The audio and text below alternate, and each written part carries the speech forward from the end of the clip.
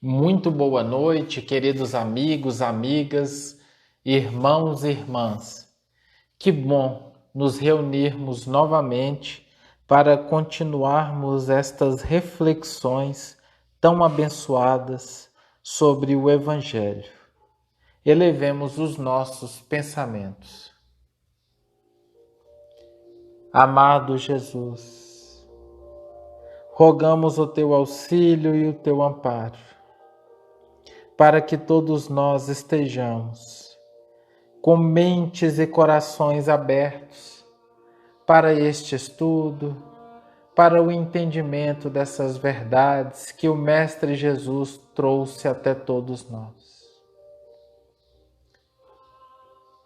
Mestre querido, elevamos o nosso pensamento buscando nos conectar com as esferas superiores e pedimos de Ti que as nossas capacidades possam ser ampliadas neste momento, de maneira que a verdade possa crescer em nossos corações. Que seja feita a Tua vontade em nossas vidas, em nossos corações. Que esse momento desafiador da transição seja para nós um convite abençoado para a transformação de nós mesmos. Que tenhamos cada vez mais coragem para prosseguirmos nesse movimento do autoconhecimento, de maneira que, superando as nossas más tendências, estabeleçamos a paz em nossos corações e sejamos exemplos vivos da fraternidade, da caridade e do amor. Rogamos o teu amparo para a abertura dos trabalhos de hoje, que a espiritualidade maior possa visitar todos os lares que agora nos acompanham, levando o teu consolo, o bálsamo e a paz. Que assim seja. Nós estamos trabalhando ainda o capítulo 21 do Evangelho segundo o Espiritismo. Estamos trabalhando hoje os itens 6 e 7. Esses itens são intitulados Não Acreditei em Todos os Espíritos, e o estudo deles é introduzido por uma passagem que está no Evangelho de João, na sua primeira epístola, no capítulo 4, no versículo 1. O evangelista nos relata a seguinte colocação de Jesus: Meus bem-amados, não acrediteis em todos os espíritos, mas experimentai se os espíritos são de Deus, porque vários falsos profetas se ergueram no mundo. Dando continuidade à abordagem do capítulo 21 do Evangelho segundo o Espiritismo, onde há a recomendação muito oportuna de Jesus quanto ao fato de que haverá falsos cristos e falsos profetas. Quando nós falamos em falsos cristos e falsos profetas, é interessante a gente saber o significado dessas duas palavras, né? Cristo. Porque Cristo, quando a gente ouve ou lê Jesus Cristo, a gente pensa até num sobrenome, mas lembrando que não se trata disso e que trata-se de um título que é concedido às pessoas ungidas da época, pessoas consagradas de grande virtude. E a denominação a profetas, ela quer nos ligar a seres de certo privilégio e que mantém, de certa maneira, um contato, uma representatividade com as coisas de Deus. Em alguns casos também significa a propriedade de se conseguir fazer profecias, de fazer adivinhações, mas não é nesse sentido, é no sentido mais evangélico e religioso. São ditos representantes de Deus. Nós já abordamos, por meio de colegas nossos, o item de conhece-se a árvore pelo fruto, dentro desse mesmo capítulo. Abordamos ainda a missão dada aos profetas e também abordamos os prodígios dos falsos profetas. Resta-nos então o não acrediteis em todos os espíritos. É uma recomendação bastante oportuna também, principalmente se considerar o fato de nós trabalharmos na casa espírita, de nós admitirmos a mediunidade, o contato com o plano espiritual. É muito importante que a gente acredite fielmente nessa recomendação e que não vale acreditar, de correr esse risco de acreditar em todos os espíritos. Até porque quando a gente fala todos, isso é uma expressão muito abrangente, significa incluir todos, e em todos cabe muita coisa, cabe os bons, cabe os mais ou menos e cabe realmente os indesejáveis. Na questão 459 do Livro dos Espíritos, no seu capítulo 9, ele trata exatamente da intervenção dos espíritos no mundo corporal. Também nós não devemos nos esquecer desse fato, porque se a gente considerar isso uma possibilidade do nosso cotidiano, isso é sempre, isso não é apenas para os privilegiados, isso é para todos nós em todo o tempo. Sempre foi assim. A intervenção dos espíritos no mundo corporal. O que ocorre a partir do advento do Espiritismo é que agora nós temos uma explicação de como isso ocorre e para quê. Considerando a possibilidade da intervenção dos espíritos no nosso mundo corporal, é interessante também que a gente saiba e considere o poder de influência oculta dos espíritos. Essa influência, mesmo que a gente tivesse já admitido, mas é bom a gente enfatizar que ela ocorre de uma forma oculta em nossos pensamentos e em nossas atitudes.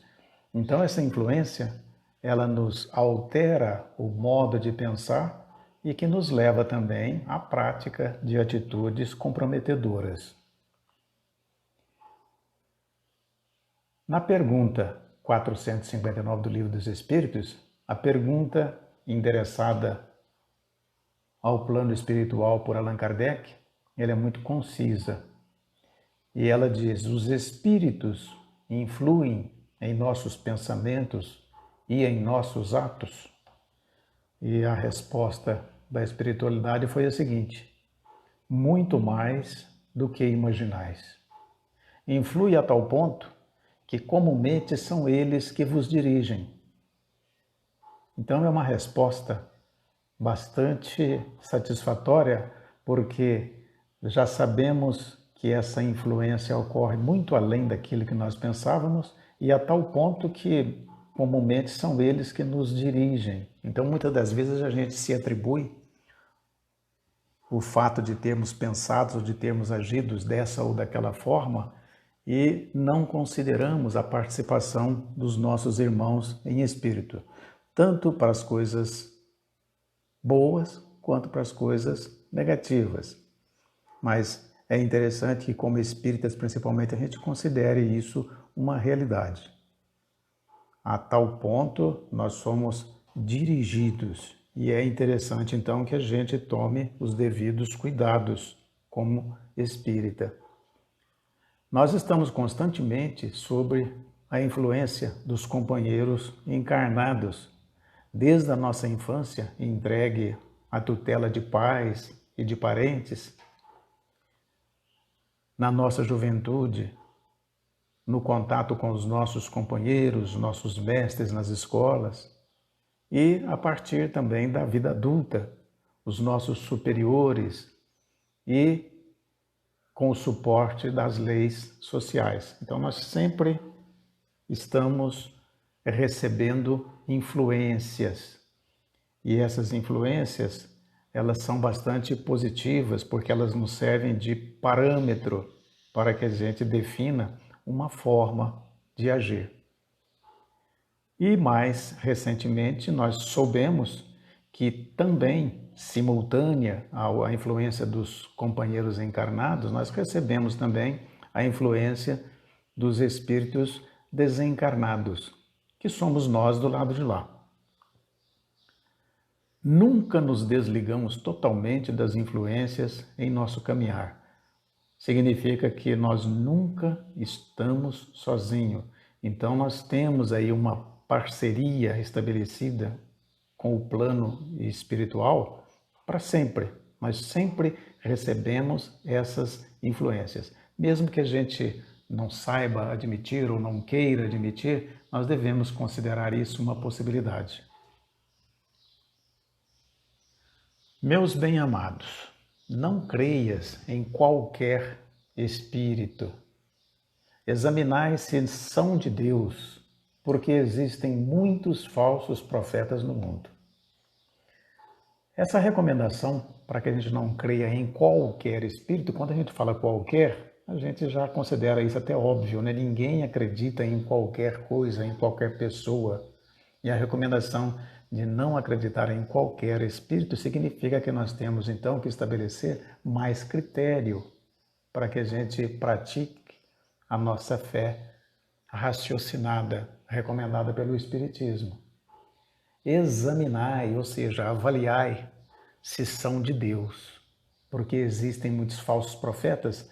É claro que nós sabemos que todos os espíritos são de Deus, mas o que o trecho aqui quis acentuar é de que examinar se o que eles fazem, eles estão professando as recomendações divinas, se são coisas de Deus que eles estão nos passando.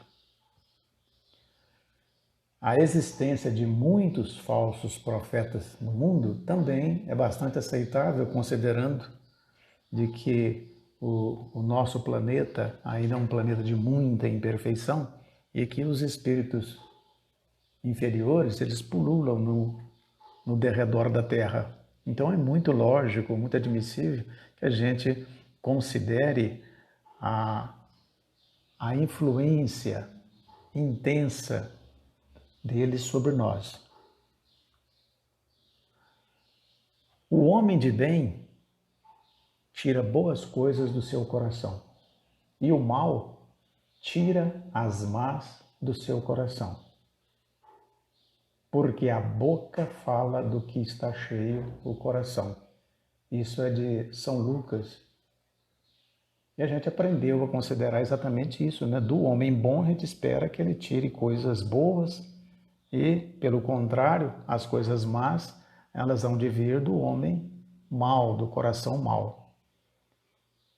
Mas essa finalização aí ela é bastante oportuna para que a gente se autoavalie, né? Concluindo que a boca, que nossa boca, que nós falamos, na maioria das vezes, do que está cheio o nosso coração. Por isso que é muito importante que a gente procure se educar referente ao que falamos, porque a palavra dita de uma forma inoportuna, ela pode ferir muito e fazer muito mal aos outros e a nós também. Existe uma passagem também de Jeremias e os falsos profetas que eles recomendam coisas bem parecidas. Não escuteis as palavras dos profetas que vos profetizam e que vos enganam, porque eles publicam as visões de seus corações e não o que aprenderam da boca do Senhor. É muito interessante a gente considerar e refletir sobre isso, porque muitas das vezes nós ouvimos ou lemos algum pronunciamento de espíritos desencarnados, lemos algumas de suas obras e eles compartilham algumas visões, às vezes muito exóticas, estranhas para nós. e que muitos, às vezes, precipitadamente, avaliam de espíritos mentirosos e de falsos, mas o que está dizendo aqui é que eles publicam as visões de seus corações. Não significa que eles estão certos, mas não significa que eles mentem. Eles estão falando o que eles sentem. E atualmente eles estão passando a verdade deles, mas não é a verdade deles ou de todos os espíritos que vai nos ser útil. É o parâmetro das leis divinas. Por isso é que mesmo que eles tenham falado ou dito ou descrito alguma coisa vinda de seus corações, é interessante que elas passem pelo nosso crivo e que a gente entenda que não o aprenderam da boca do Senhor. Ou seja, tudo isso que eles estão nos dizendo, apesar de vir do fundo do coração, não correspondem com o que Jesus teria nos dito. E isso é o suficiente, então, para que a gente vá impugnar essas informações. No Seara Espírita também, no livro de Chico Xavier, uma psicografia de Emmanuel, ele faz também uma recomendação bastante focada nesse assunto. Ele diz que se os que dizem investidos de poder divino revelam sinais de uma missão de natureza elevada, e se em apoio das palavras apresentam os atos, podereis então dizer: estes são realmente enviados de Deus. Então é uma verificação fundamental que está sendo recomendado que nós façamos. Que se o que os espíritos se dizem investidos, do poder divino, eles revelam sim alguns sinais de uma missão de natureza sempre elevada, e isso há de ser notado por nós. Mas, principalmente, se isso vem acompanhado do apoio, do respaldo das suas atitudes. Porque se o discurso diferir muito da prática, isso cai sobre suspeita. Então, nós não poderemos considerar que esses espíritos sejam realmente enviados de Deus. Enviados de Deus é aquele que concilia a teoria com a prática. Ele recomenda e faz, tal como foi feito por Jesus. Ele ensinava pelo exemplo. No Livro dos Espíritos, na questão 624, ela trata de qual o caráter do verdadeiro profeta. O verdadeiro profeta é um homem de bem inspirado por Deus. É uma definição perfeita. Então, no meio espírita, o profeta é esse verdadeiro homem inspirado por Deus. Podeis reconhecê-lo pelas suas palavras e pelos seus atos. Impossível é que Deus se sirva da boca do mentiroso para ensinar a verdade. Então isso nos leva a considerar uma obrigação, principalmente no meio cristão, no meio espírita, o estudo, para que nós não sejamos ludibriados. E a culpa, como foi dito anteriormente, não é por culpa, às vezes, de quem se manifesta, mas por conta de quem ouve, ou lê, ou interpreta, às vezes, na maioria das vezes, por falta de discernimento, que normalmente vem a partir do estudo. O Livro dos Médiuns, no seu capítulo 16, ele traz algumas recomendações também. Um questionamento. Por que não começais as vossas sessões por uma invocação geral, uma como prece, que disponha ao recolhimento? Ou seja, a pergunta é um pouco desafiadora, de um espírito, porque ele pergunta por que a gente não dá início às nossas sessões, talvez na casa espírita, por uma invocação de cunho geral, não específica, Fazemos uma invocação de um espírito ou de espíritos de maneira geral. uma como prece que disponha ao recolhimento, à concentração, né? Aí a resposta foi: porque, ficai sabendo, sem o recolhimento só tereis comunicações levianas. Os bons espíritos só vão aonde os chamam com fervor e sinceridade. Então, sem o recolhimento, corre-se o risco de que ocorra, então, de que a gente não consiga um ambiente mais seletivo para a prática dos nossos trabalhos. Outra recomendação: formai, portanto, um feixe e sereis fortes, e os maus espíritos não prevalecerão contra vós. Essa formação de feixe é no sentido de nós nos fortalecermos. A minha ideia, ela é boa, mas se eu compartilhar a minha ideia e ganhar a adesão de outros, isso se fortalece. Esse aumento, né, essa ampliação de ideias, de bons pensamentos, fortalece o meio. Deus ama os simples de espírito, o que não quer dizer os tolos, mas os que se renunciam a si mesmos e que, sem orgulho para ele, se encaminham. É válido também que a gente raciocine um pouco a respeito dessas recomendações, que Deus ama os simples. A gente sempre leu na literatura que Deus ama os pobres, os simples, né, de espírito. Mas que essa simplicidade não significa ser tolo. Ser tolo realmente é pejorativo. Ninguém deve ser tolo, mas deve se preparar, deve ser inteligente, astuto, para não cair nas ciladas.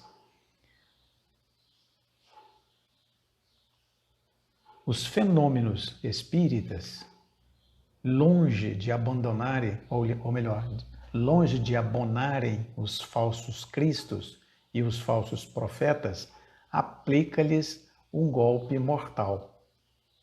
Por que será, né, que é feita essa colocação? Porque muito se pensou no contrário, de que esses fenômenos espíritas, eles embasavam, eles fortaleciam e geravam um grande atrativo para as pessoas inclinadas a falsos cristos e a falsos profetas, porque eles eram detentores de poderes sobrenaturais. Mas os fenômenos espíritas, eles, na verdade, a partir do advento do Espiritismo, ele, conforme a expressão aplica-lhes o golpe mortal, significa estar clareando, levando luz para evitar exatamente a proliferação disso. Ou seja, é o começo do fim. Não busque no Espiritismo prodígios, coisas espetaculosas, né, e nem milagres, porque ele formalmente declara que não os opera.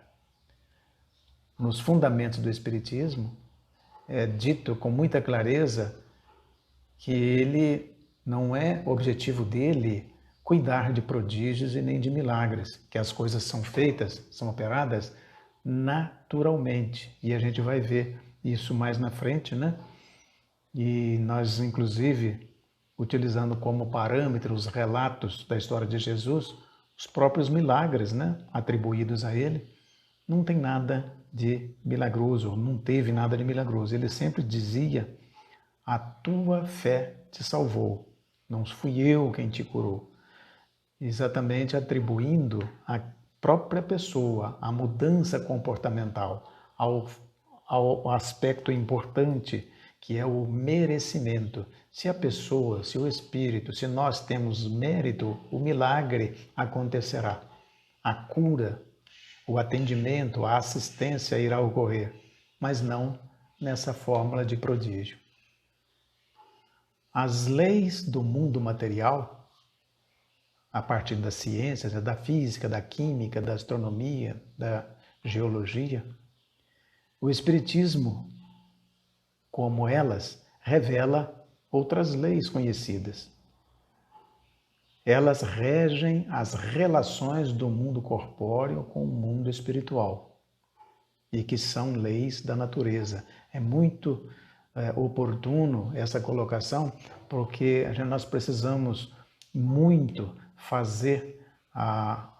contextualizar essas duas expressões, as coisas do corpo e as coisas do mundo do espírito.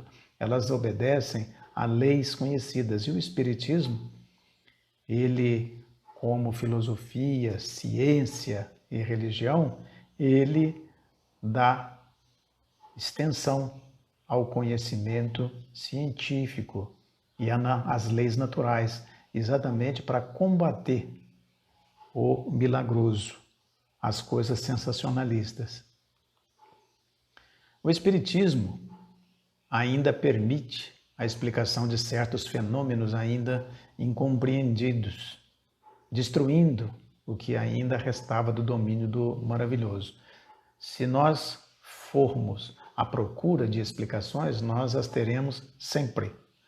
Nós atualmente lemos muitas pesquisas de cunho científico, feitas principalmente nos Estados Unidos, que são um povo muito estudioso, eles pesquisam muito e questionam muito também. Então, tudo com base científica, eles explicam o que antes a gente atribuía ao milagroso. E isso acabava fragilizando o movimento espírita, porque o movimento espírita, ele tende a pregar entre os frequentadores o livre-arbítrio no sentido de que nós devemos operar o nosso milagre, a nossa reforma íntima. E quando a gente começa a acreditar em fenômenos mediúnicos, em milagres, nós acabamos distorcendo e nos eximindo da grande responsabilidade, que é o nosso autodesenvolvimento. Evita, portanto, que alguém se sinta tentado a fazer-se passar por Messias e de Deus.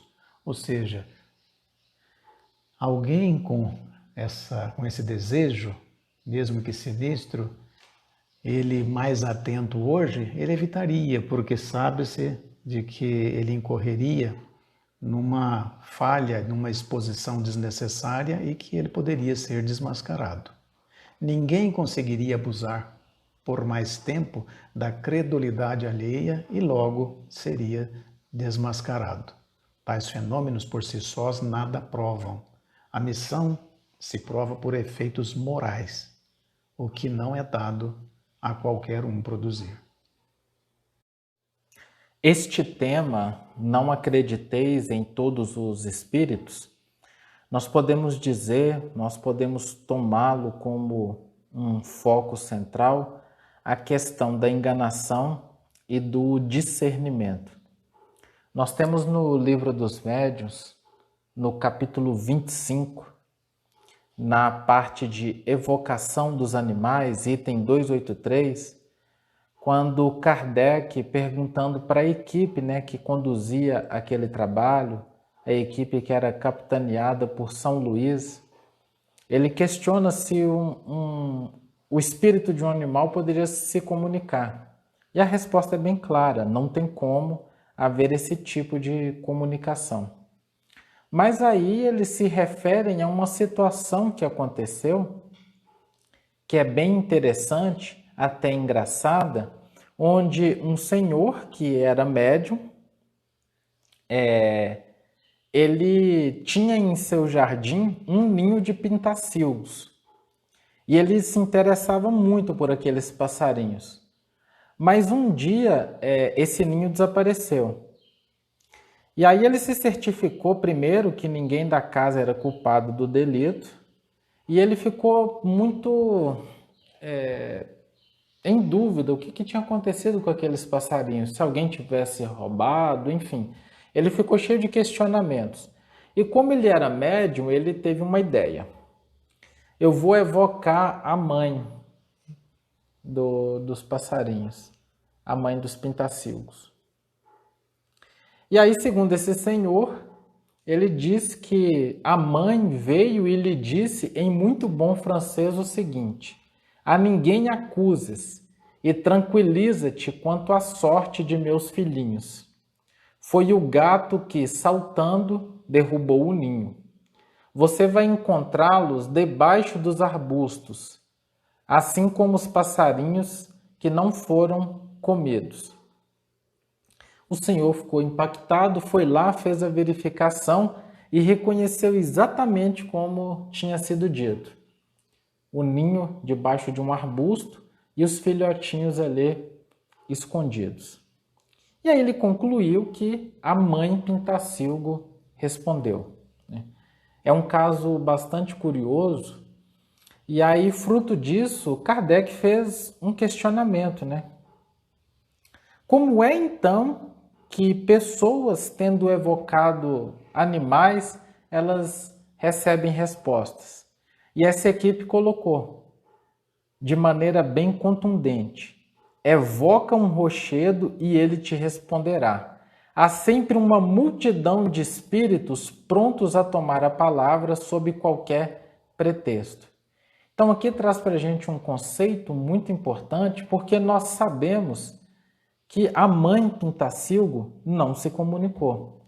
Na verdade, o que ocorreu, algum espírito amigo, em função dessa grande ligação afetiva dele com os pássaros, no intuito de ajudar, trouxe uma comunicação. Mas não foi o pássaro quem trouxe essa comunicação. E essa resposta da espiritualidade maior, que invoque uma pedra, evoque uma pedra e ela responderá, nos abre margem justamente para essa questão de que, se nós não estivermos muito atentos e não formos muito prudentes, nós podemos receber qualquer tipo de comunicação. Nesse mesmo capítulo, Kardec nos traz um estudo onde até figuras mitológicas se manifestavam, o que nós sabemos que é impossível. Mas aí, depois de um longo estudo, eles descobriram que esses arquétipos mitológicos que se manifestaram, na verdade, eram um espírito de um ator que já tinha feito esse papel dessa figura mitológica. Então, há que se ter muita, mas muita prudência. Porque da mesma forma que nós temos irmãos encarnados que gostam de enganar e manipular, no plano espiritual isso não muda em nada. E aqui nos abre um ponto para trazermos para a vida prática, bastante interessante, que é o fato de nos enganarmos e também nós enganarmos aos outros. É o fato de sermos enganados e também enganarmos. Ninguém gosta de ser enganado. Ninguém.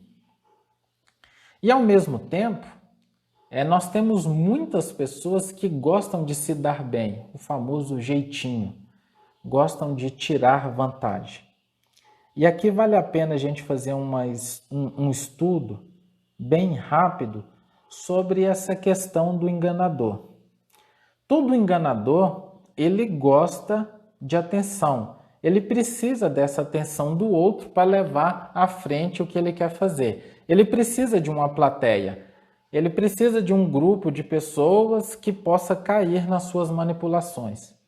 E um dos recursos mais eficazes para estabelecer esse vínculo e essa plateia, essa adoração, é excitar a vaidade do outro.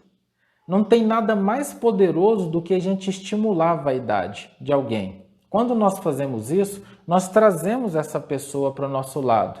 Nós começamos um movimento de sedução. Então, ao fazer isso, eu começo a seduzir as pessoas que me rodeiam e eu passo a ter influência sobre elas. Eu passo a elogiá-las, enaltecê-las, fazer eles se sentirem mais importantes do que elas realmente são. Um enganador, um manipulador, ele faz exatamente como um adolescente faz quando quer conquistar a sua primeira namorada. Você é a pessoa mais importante do mundo. Nunca vi mulher mais bonita do que você. São aquelas colocações superlativas. E esse movimento gera em quem recebe um falso senso de importância e de superioridade. E isso alimenta o nosso ego. Então, normalmente, a gente escolhe estar perto dessas pessoas. Porque, no fundo, nós gostamos disso. A verdade é que, do ponto de vista prático, somos nós quem atraímos essas personalidades, sejam encarnadas ou desencarnadas. E nós precisamos entender que todo manipulador é egoísta, sempre egoísta. Ele faz isso, ele nos alimenta de falsas percepções, ele joga o nosso orgulho lá em cima, não porque ele gosta de cada um de nós, mas ele faz isso porque, ao fazer, ele é quem se torna o especial, ele está pensando só nele. O objetivo dele é ser adorado, admirado, para que assim ele possa fazer o que ele precisa ser feito. Ele só quer ser amado e admirado. E aí cabe esse ponto para a gente refletir. Porque quando chega alguém e nos faz uma consideração ponderada e real, nos aponta uma oportunidade de crescimento, a primeira coisa que nós fazemos é afastar essa pessoa. Isso quando nós não a criticamos e quando nós não a caluniamos, porque a gente não gosta de ouvir a verdade. Quando vem alguém, não digo essas críticas duras e cruéis, vamos deixar isso de lado. Alguém que nos ama, que quer o nosso bem, vem e nos abre os olhos em relação a alguma realidade, na hora o nosso orgulho responde. São poucas as pessoas que gostam de se manter perto de outras que têm essa visão mais real da vida e de pessoas que estão lutando pelo autoconhecimento. No fundo, a gente gosta mesmo é de estar do lado de quem nos elogia o tempo inteiro. Ao escolher esses que nos elogiam o tempo inteiro, comumente a gente é enganado. E a gente passa a acreditar em qualquer espírito. Isso é muito comum no ambiente de trabalho. Raríssimos são os chefes que querem ter acesso à verdade. Então nós criamos aquele ambiente de leniência. As pessoas sabem que para conquistar algo ou se dar bem, elas precisam, usando um termo vulgar, puxar o saco. E acabam entrando nesse movimento. Então, tanto eu estou enganando, porque as minhas considerações são mentirosas, e tanto o meu chefe está sendo enganado, porque o que ele está recebendo também é mentira. Infelizmente, no dia a dia, nós conduzimos essa vibração quase o tempo inteiro. Nós estimulamos as pessoas a mentirem para a gente. Nós estimulamos as pessoas a dizerem o que a gente quer ouvir. Nos é mais confortável. E quando aparece um espírito, seja num centro espírita, seja até mesmo por meio de uma psicografia, um amigo encarnado que nos coloca com clareza onde é que nós estamos nos equivocando, não é raro o trabalhador abandonar aquele centro espírita ou abandonar aquela amizade. Então esse ponto precisa ser trazido para o fundo do nosso coração para a gente refletir bastante, porque essa escolha em nos decepcionar é sempre nossa. Porque todo caluniador, todo manipulador, ele sempre vai nos decepcionar, ele sempre vai nos abandonar. Não existe manipulador leal. Então sou eu quem estou escolhendo cair. Invariavelmente um dia eu vou cair. Como a gente pode ver, esse é um assunto bastante complexo. A gente está trazendo aqui uma oportunidade de reflexão para que cada um possa visitar a sua consciência, porque é chegado o momento de nós nos amadurecermos espiritualmente. Esse é o convite de Jesus. E nós passarmos a nos conectar com as pessoas que nos fazem crescer em espírito. Esse é o movimento. Sair dessa infantilidade de só nos conectar àqueles que atendem às nossas vontades e os nossos desejos. Isso é um movimento de uma criança.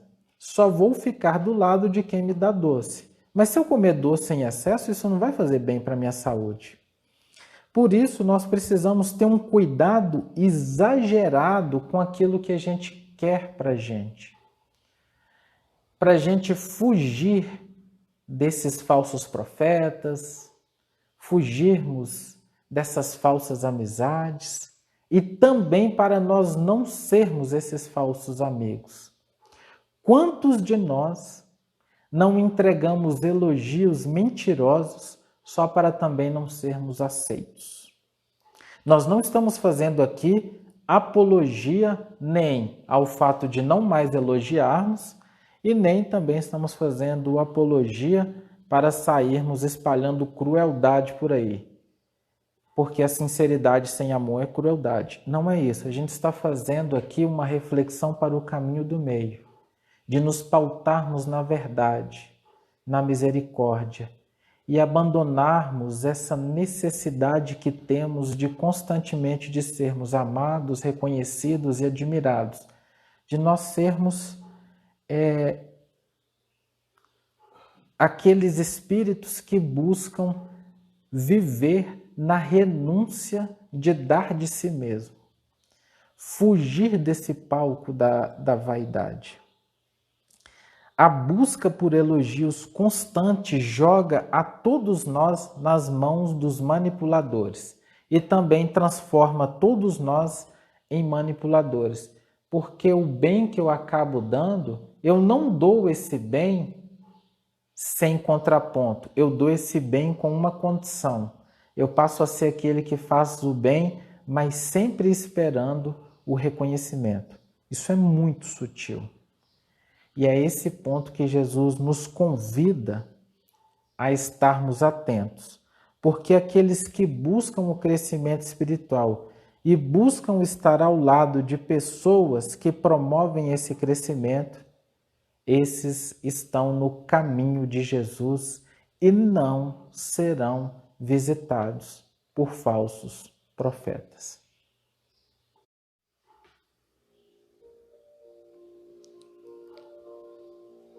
Elevemos os nossos pensamentos ao alto em agradecimento por esse encontro, por esse momento de reflexão. Obrigado, Senhor, obrigado aos mentores do Grupo Espírita Irmão Gabriel, aos nossos anjos, guardiões. Agradecemos a todos pela oportunidade de participarmos desse trabalho de forma extensiva, a todos os companheiros via internet que nos apoiam e que participam dessa atividade de aprendizado. Pedimos pelos nossos líderes políticos, por nossa nação e pelo movimento espírita como um todo. Que assim seja.